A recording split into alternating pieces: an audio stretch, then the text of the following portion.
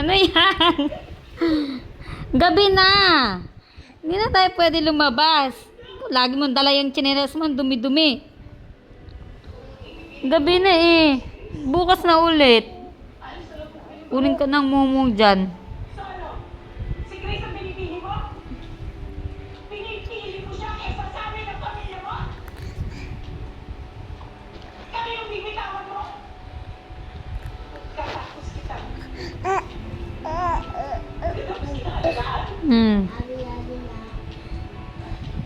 Katapos kita kumain. Ano?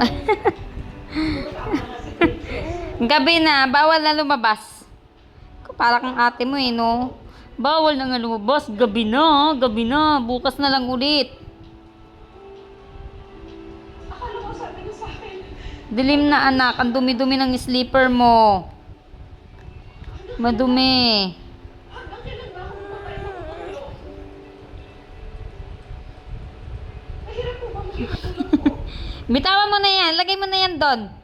Gabi na eh. Oh. Ay. Pakalayas talaga ng lalaki na to eh. Gabi na. Aray ko. Dirty. Ako lang ang meron siya.